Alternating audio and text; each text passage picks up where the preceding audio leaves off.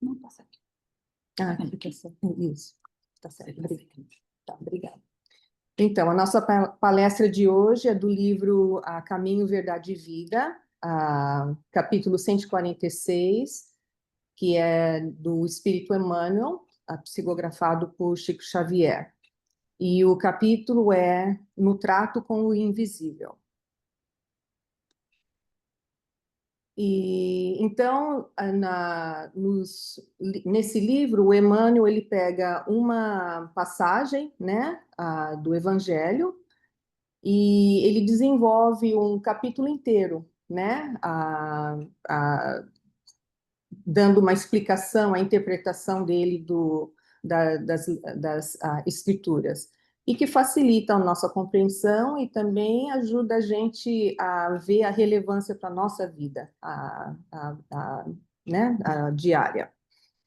Então, nesse capítulo, esse verso é de Marcos, capítulo 3, versículo 23, que diz: E chamando-os a si, disse-lhes por parábolas: Como pode Satanás expulsar Satanás? Então, só para eu vou ler primeiro o capítulo todo, aí depois a gente vai fazer uma análise assim mais detalhada. Então, né, essa passagem do Evangelho é sumamente esclarecedora para os companheiros da atualidade que, nas tarefas do espiritismo cristão, se esforçam por auxiliar desencarnados infelizes a se equilibrarem no caminho redentor. Ninguém aguarde êxito imediato ao procurar amparar os que se perderam na desorientação. É impossível dispensar a colaboração do tempo para que se esclareçam as personagens das tragédias humanas. E, segundo sabemos, nem mesmo os apóstolos conseguiram de pronto convencer as entidades perturbadas quanto ao realismo de sua perigosa situação. Todavia, sem iluminativas, todavia, sem atitudes esterilizantes, muito pode fazer o discípulo no setor dessas atividades iluminativas. Na atualidade, companheiros devotados ao serviço ainda sofrem a perseguição dos adversários da luz, que lhes atribuem sombrio pacto com poderes perversos. O sectarismo religioso cognomina-nos sequazes de Satanás, impondo-lhes torturas e humilhações. No entanto, as mesmas objurgatórias e recriminações descabidas foram atiradas ao Mestre Divino, pelo sacerdócio organizado do seu tempo. Atendendo aos enfermos e obsidiados, entregues a destrutivas forças da sombra, recebeu Jesus o título de feiticeiro, filho de Belzebu. Isso constitui significativa recordação que naturalmente infundirá muito conforto aos discípulos novos. Então, para dar o contexto, né, dessa passagem, Jesus ele tinha ido para casa e, como sempre, tinha aquela multidão, né, que se reuniu em volta dele para escutá-lo. E diz no verso que a própria família de Jesus, né, eles achavam que ele estava fora de si, né, porque eles não entendiam o simbolismo, né, das mensagens deles e da maneira como ele falava, que era tão diferente naquela época, né. E entre essas pessoas, essa multidão, tinham os chamados doutores da lei, né, que vieram de Jerusalém. E eles acusaram Jesus de ter pacto com Satanás, né? De ser possuído por Belzebu, né? Que Belzebu é o mestre dos espíritos maus, os maus espíritos, né? Então, nessa passagem que fala como pode Satanás expulsar Satanás, Jesus respondeu com uma uma outra pergunta, né? Tão simples e tão lógica que era irrefutável, né? A lógica da resposta. Então, vamos ver aqui. Então, agora a gente vai a cada passagem. Ah, então, essa passagem do Evangelho é sumamente esclarecedora, porque para os companheiros da atualidade, que nas tarefas do espiritismo cristão se esforçam por auxiliar desencarnados infelizes a se equilibrarem no caminho redentor. Então,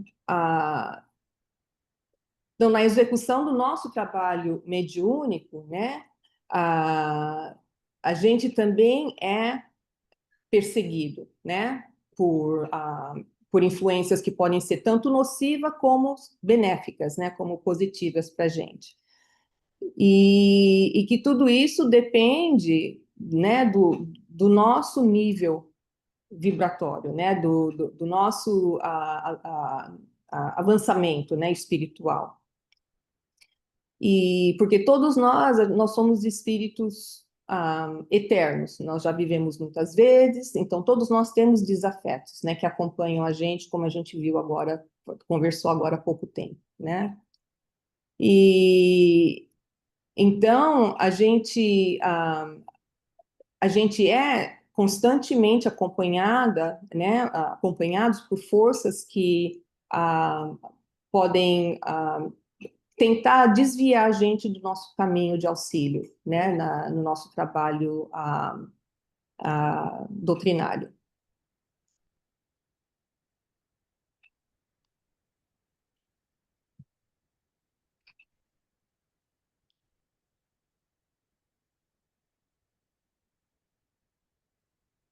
E continuando aqui no texto, ninguém aguarde o êxito imediato ao procurar amparar os que se perderam na desorientação. Então, aqui o Emmanuel lembra a gente que o nosso processo de iluminação, nossa ascensão moral, espiritual, é um processo árduo e longo, né? Nós mesmos espíritas, né, que a gente já tem um certo esclarecimento, né, que a gente ainda está aprendendo, a gente está se esforçando para estudar a doutrina, para aprender, a gente mesmo, às vezes, muitas vezes a gente reincide no erro. Então, a gente não pode esperar que na primeira, né, no primeiro encontro, né, com o invisível, né, com os espíritos que a gente está tentando auxiliar, que já vamos ter êxito, né? Ah, e então a gente tem que lembrar que os espíritos que estão nas trevas, que estão sofrendo, que estão ainda, né, muito ligados, né, com o mal, eles podem, às vezes vão levar até anos, né, de doutrinação, de tentar esclarecer, iluminar, né? Então não é uma coisa que a gente pode esperar que aconteça de imediato. Aí ele continua: é impossível dispensar a colaboração do tempo para que se esclareçam as personagens das tragédias humanas. E, segundo sabemos, nem mesmo os apóstolos conseguiram de pronto convencer as entidades perturbadas quanto ao realismo de sua perigosa situação. Então, a gente tem que lembrar também que, né, como ele fala, né, que se nem os apóstolos, né, que tinham Jesus fisicamente presente ao lado deles, conseguiam, né,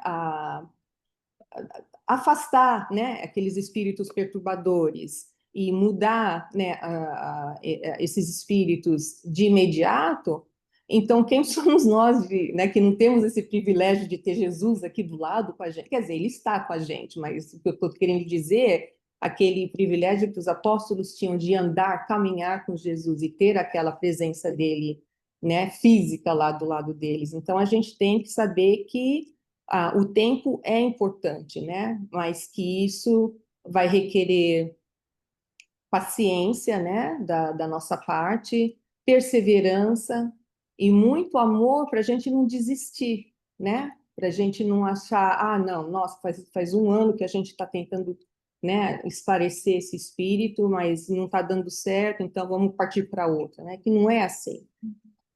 Então a gente tem que, que lembrar que muitas vezes, né, muitas vezes não, sempre, né, graças à doutrina espírita, a gente tem essa habilidade de fazer um estudo constante da doutrina, para a gente se esclarecer, porque para a gente poder ter autoridade moral, né, e ter credibilidade com os espíritos que vão assim numa sessão mediúnica, nós mesmos temos que nos esclarecer primeiro, nós mesmos temos que nos melhorar, né, a nossa conduta, o nosso pensamento, para a gente poder auxiliar.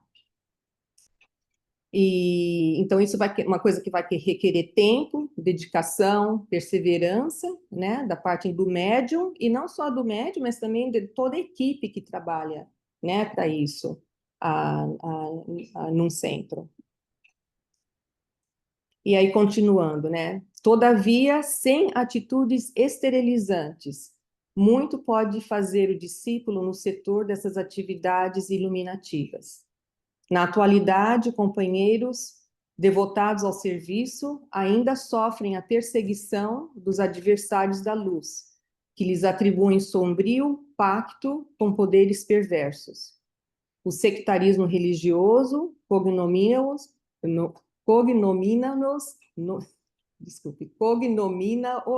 sequazes de Satanás, impondo-lhes torturas e humilhações. Então, o que são essas atitudes esterilizantes, né? São o nosso orgulho, o nosso egoísmo, a gente carregar rancores, né?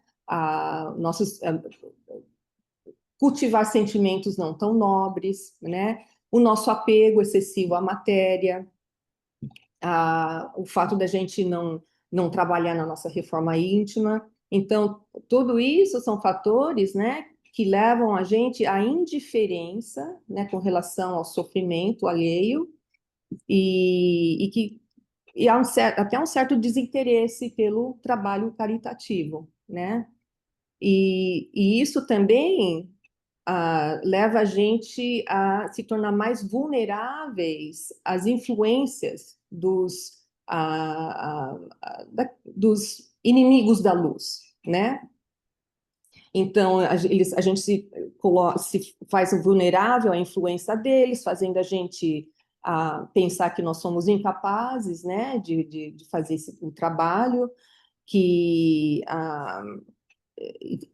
e faz também a gente abaixar o nosso nível vibratório, né?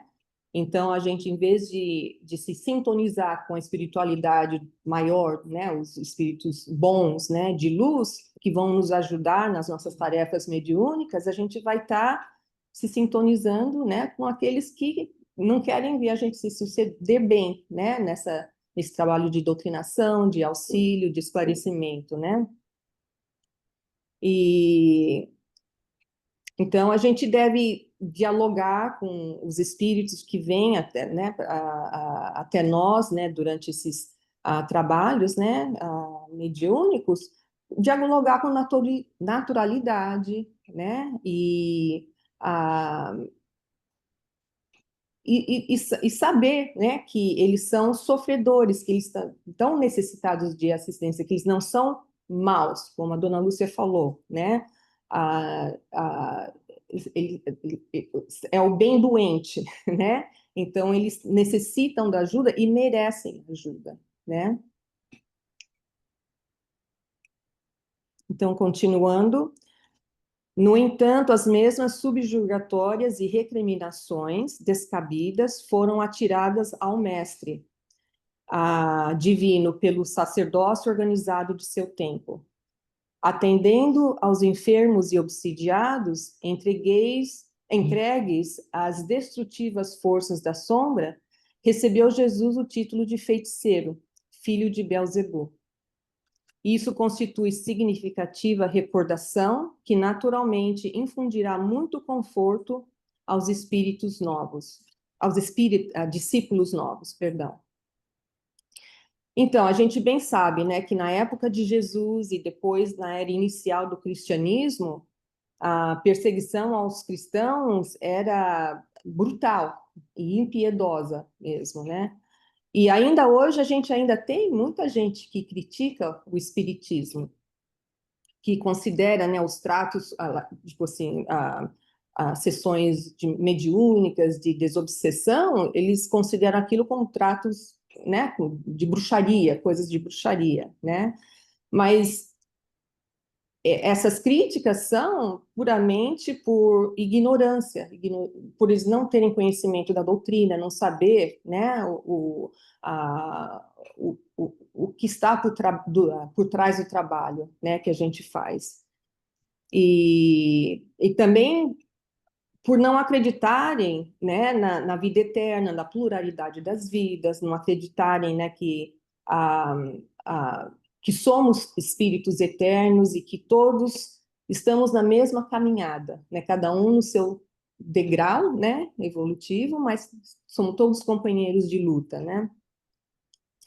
E então a gente tem que lembrar que nós somos vulneráveis a espíritos, tanto os desencarnados como os encarnados também, né? Que, que podem também tentar influenciar, né? E apesar de que hoje, né, 168 anos da codificação, esses ataques já não são os mesmos como era em anos passados, né? As críticas já são bem mais sutis e menos violentas, é claro. Ah, então, então, a gente tem que pensar, né, que quando for lançada qualquer crítica para a gente, ou pessoalmente como espíritas, ou para a doutrina em geral, a gente tem que lembrar Jesus, né? Como esse verso está descrevendo, né? Como ele foi criticado, como ele foi acusado, né? De ter parte com Satanás, né? E então a gente tem que lembrar, né? Que se ele foi alvo disso, a gente não pode esperar que a gente seja imune a isso, né?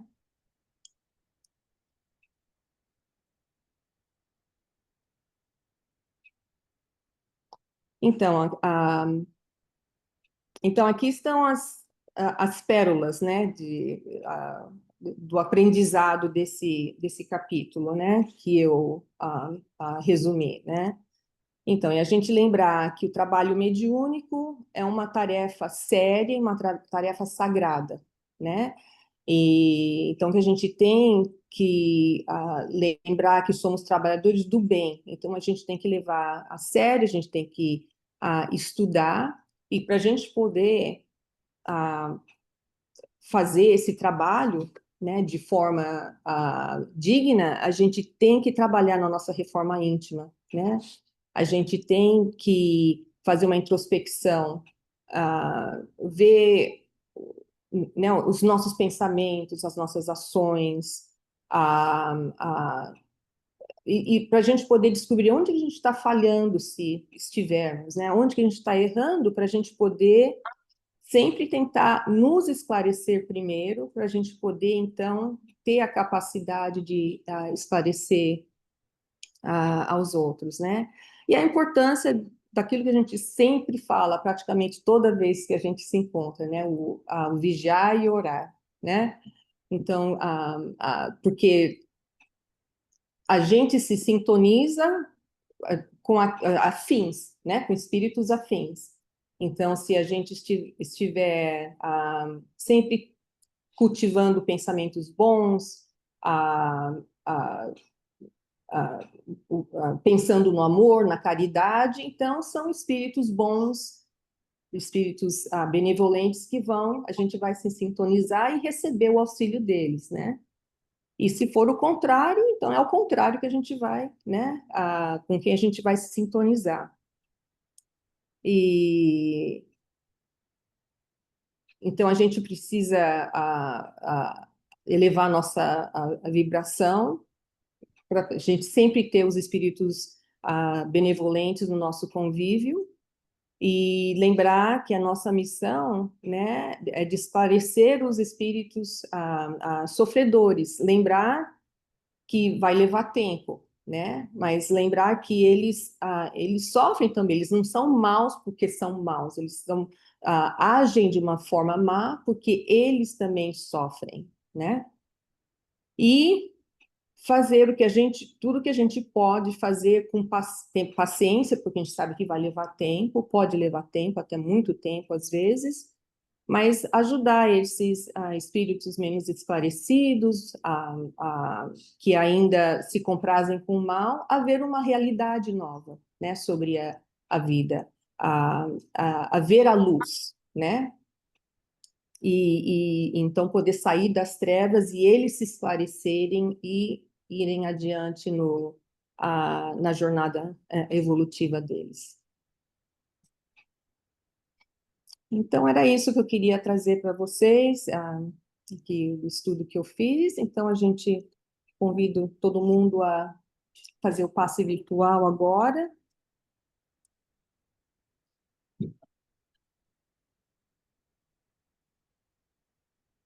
Então, convido todo mundo a fechar os olhos, a sentar confortavelmente, de uma forma ereta, com as mãos, os joelhos viradas para cima,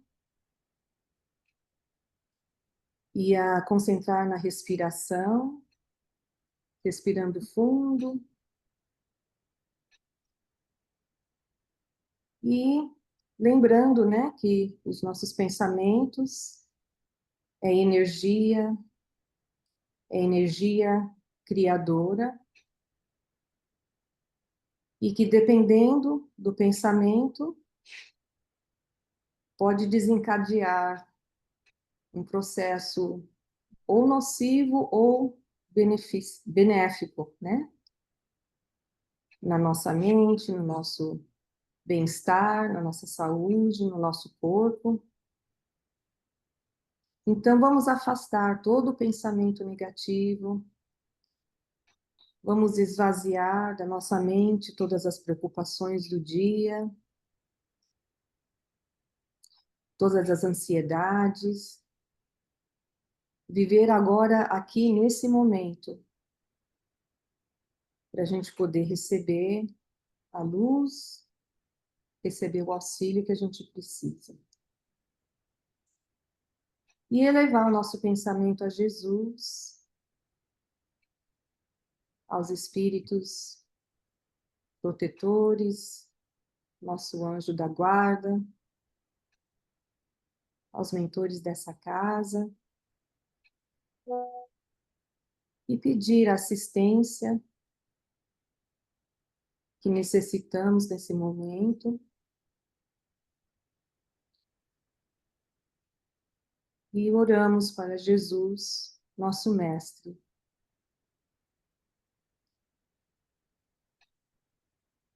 E pedimos proteção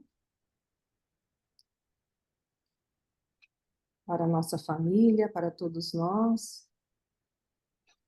E vamos imaginar uma luz intensa e radiante, descendo do alto, atingindo a todos nós,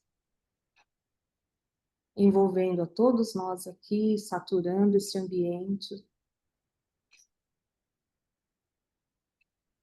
E saturando todo o nosso ser. Jesus, querido Mestre, o Senhor que conhece a todos nós, que nos conhece melhor do que nos conhecemos a nós mesmos. Acalma, Senhor, as nossas mentes, as nossas preocupações.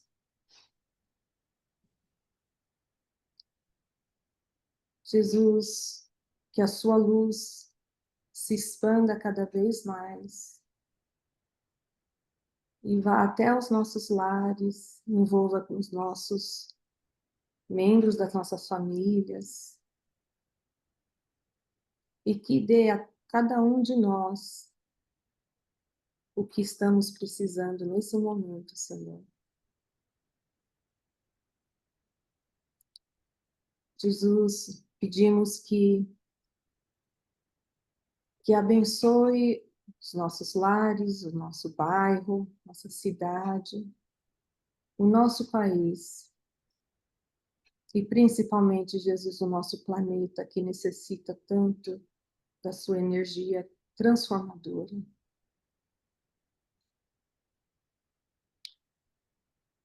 Jesus, pedimos que fluidifique a nossa água, que ela sirva de um tônico curativo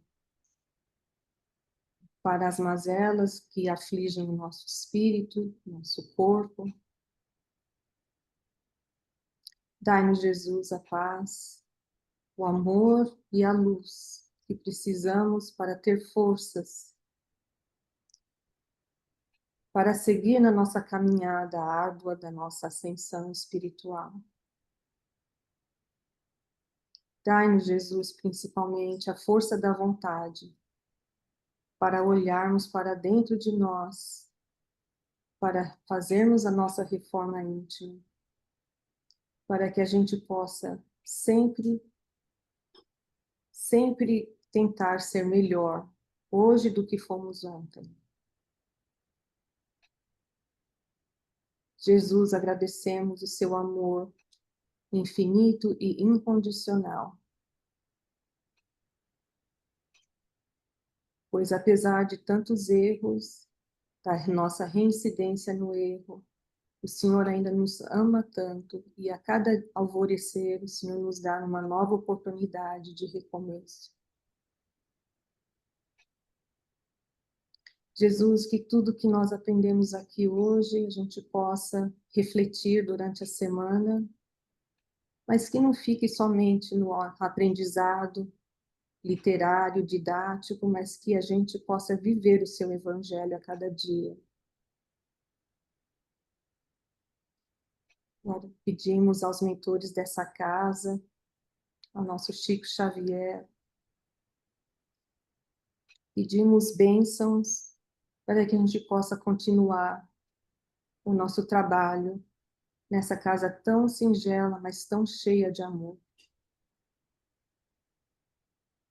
Abençoa-nos, Pai Celeste, nosso Criador. E terminamos hoje o nosso trabalho aqui, cheio de gratidão, com o coração transbordando de amor e dizendo graças a Deus.